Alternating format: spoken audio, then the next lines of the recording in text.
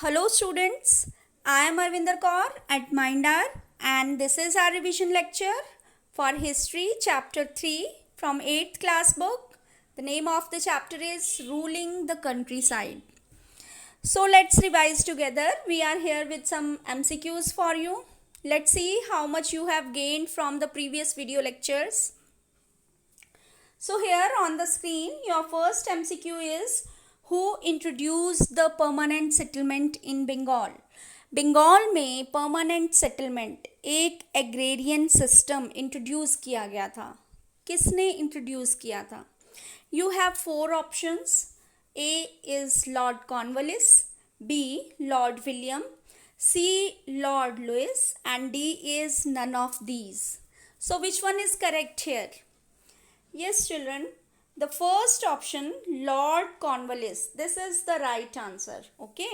So A option is correct here. Now, your second question on the screen is, what is a महल? महल क्या होता है? You have four options. Okay. A is a revenue estate. B, King's Empire. C, King's Mansion. और D freedom movements. सो महल का मतलब ऐसे मत समझ लीजिएगा कि एक बहुत बड़ा पैलेस जिसमें किंग रहता था. No, that is not. In the second chapter, in the third chapter ruling the countryside, we have discuss about the different systems of agrarian policy of the Britishers. हमने बात की थी एक system के बारे में, महलवाड़ी सिस्टम. उसमें क्या होता था? The whole village collectively have to pay the revenue. उनको मिल के इकट्ठा रिवेन्यू पे करना होता था और उसको जो है एक महल बोला जाता था. महल मीन्स अ revenue state, means revenue collect करने के पर्पज से पूरे विलेज को एक महल बना दिया गया. ठीक है, तो this is your answer, a revenue estate. Okay, so this was the local name for the revenue estate. A option is correct. Here you can also see that a mahal, you can say that the mahal was a village. Village को भी महल बोलते थे. ठीक है, क्योंकि we have not given here you option of the village, so you will say it was a revenue estate. Now next question 3. So here is the question 3.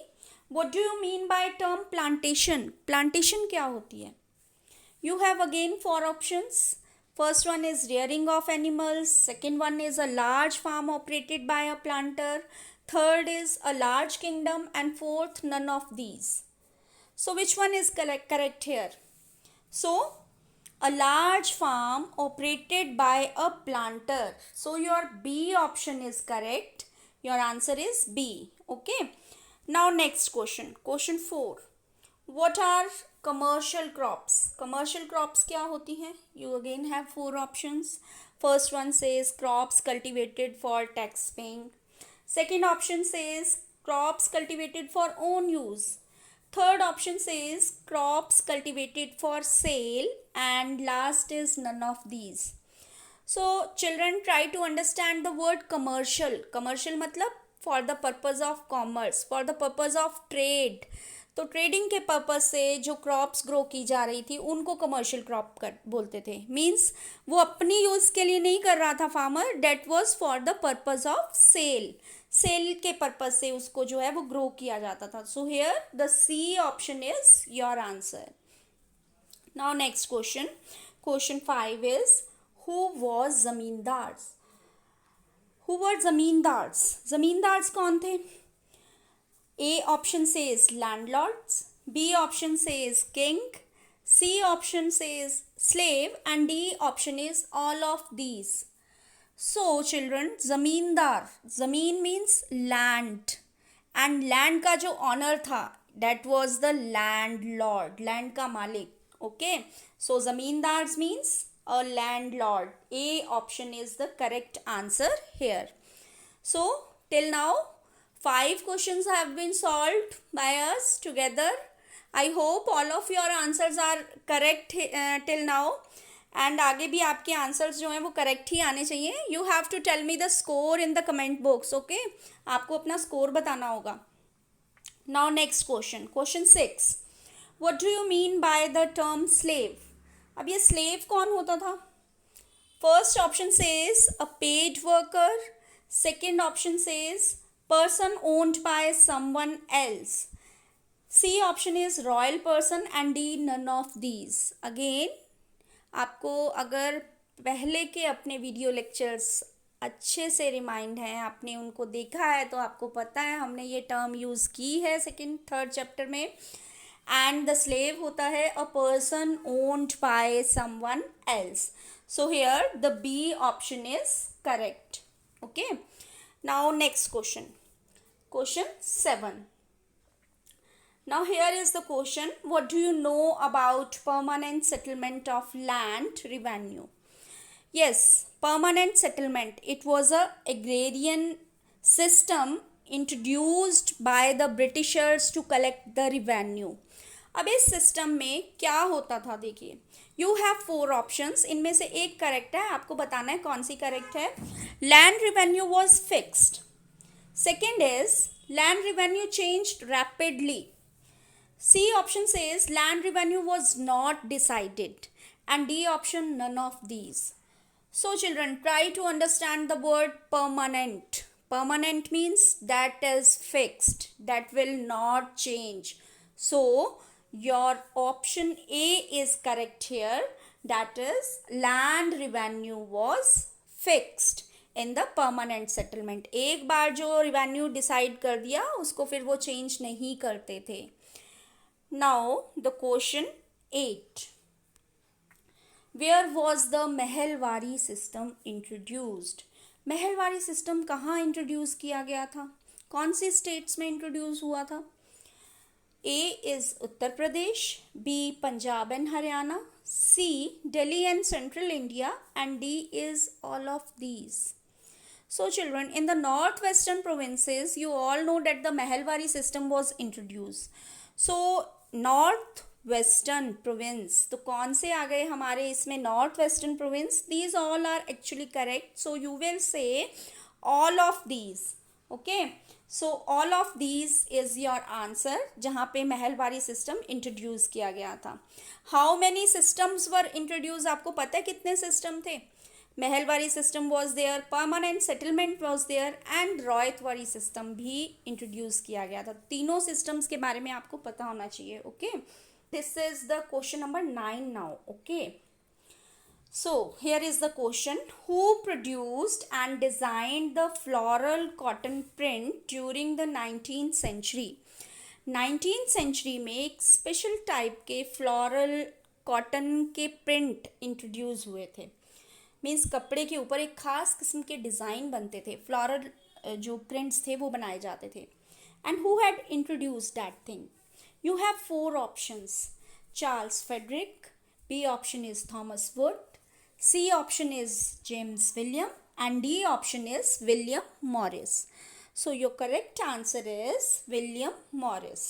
D option is correct here. Okay, now next question, question number 10. So here is your question. Your question is, after the indigo production collapsed in Bengal, the planters shifted their operation to which state?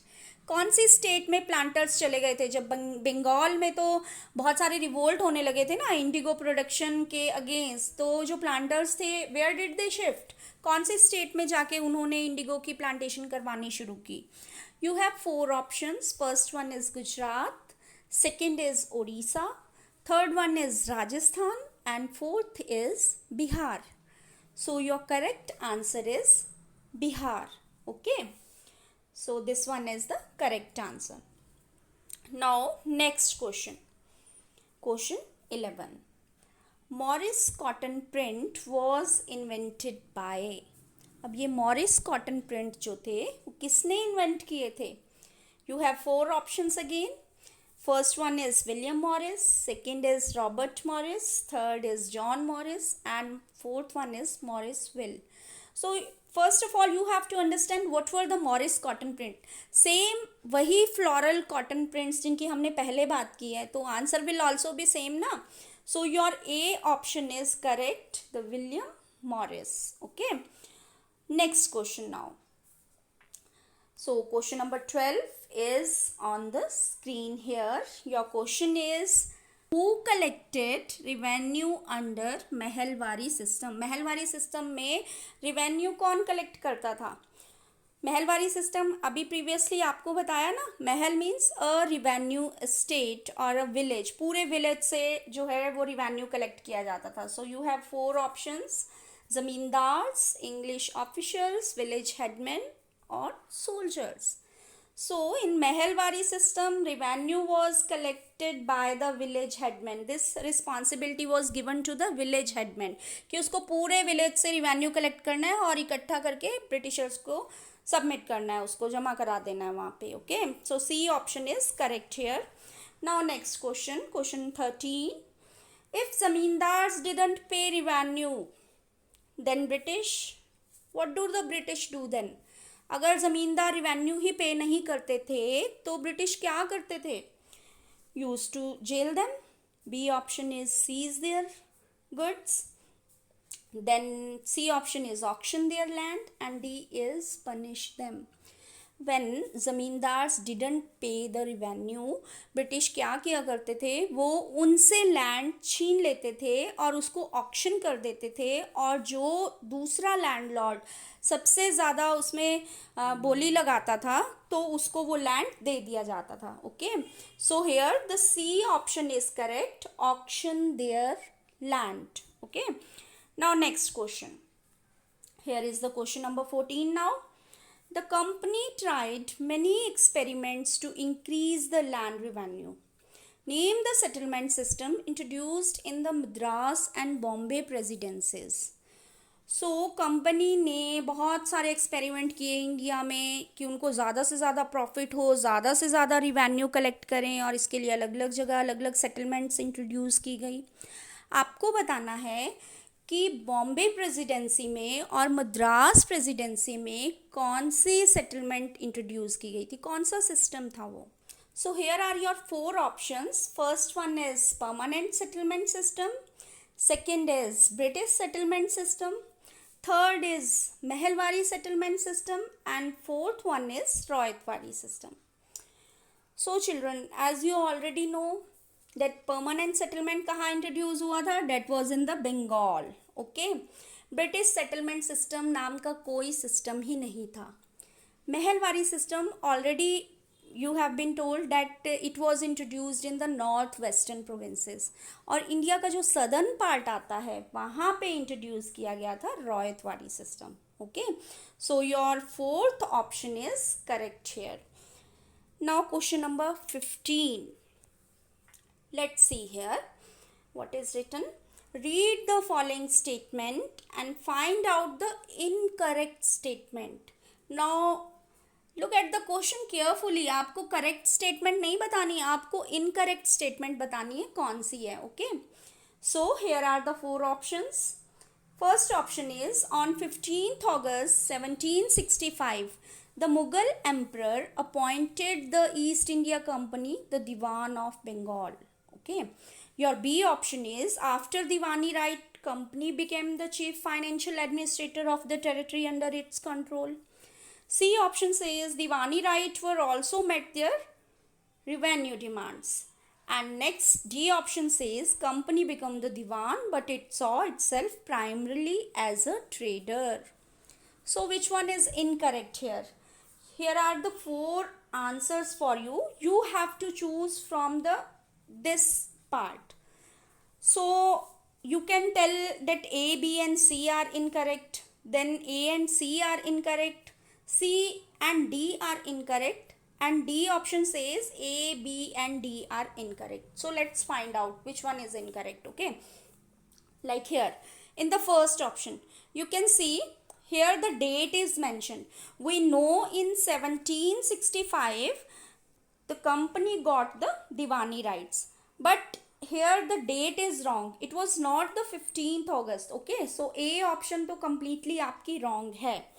Second option आपकी जो B है वो कह रही है after Diwani right company become the chief financial administrator of the territory. This one is correct. Okay, third, Diwani right were also met their revenue demands. This option is wrong. Diwani rights were also met their revenue demands. What does this mean? It is not clear here कि दीवानी right तो अपने आप में ही revenue collect करने के rights थे ना, तो वो उनकी रिवेन्यू की डिमांड्स कैसे फुलफिल कर रहे थे.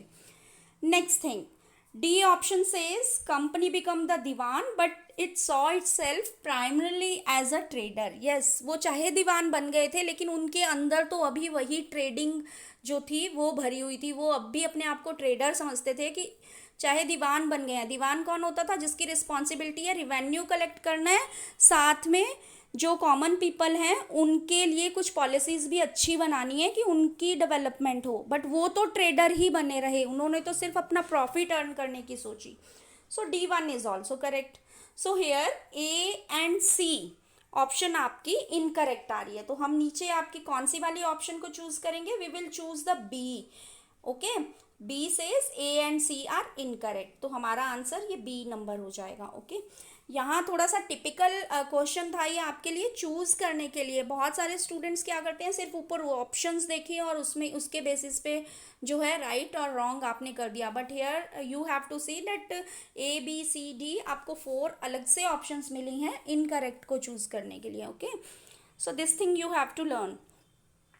Now next question is find out the correct statement from for the royalty system. अब रॉयल्टी सिस्टम क्या था? You already know there were 2 systems for the indigo cultivation.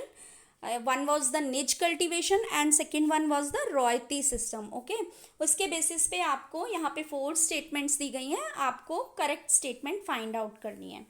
So first says the planters fix the ryots to sign a contract.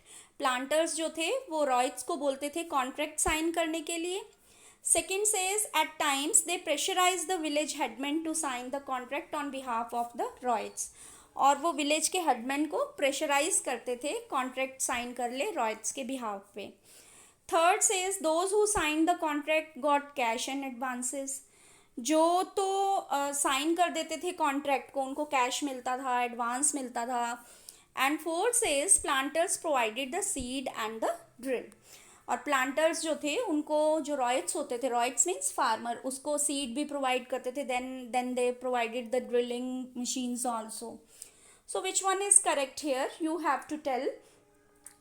So here again there are the 4 options for you. आपको ऐसे choose करना है. A, B and D is correct, or B option says B and C is correct. C option says D, C and A is correct, and D option says A, B, C, D all are correct. Okay, so ध्यान से देखिए चारों statements को, कौन से वाली आपको सही लगती है और कौन सी गलत लगती है. देखो 2 सिस्टम थे, निज और रॉयल्टी सिस्टम. निज सिस्टम क्या होता था? जिसमें कि निज मीन्स अपना, अपने लैंड के ऊपर जो है वो कल्टीवेशन कराई जाती थी प्लांटर्स की तरफ से. देन रॉयल्टी सिस्टम में रॉयट्स जो थे वो कल्टीवेशन करते थे.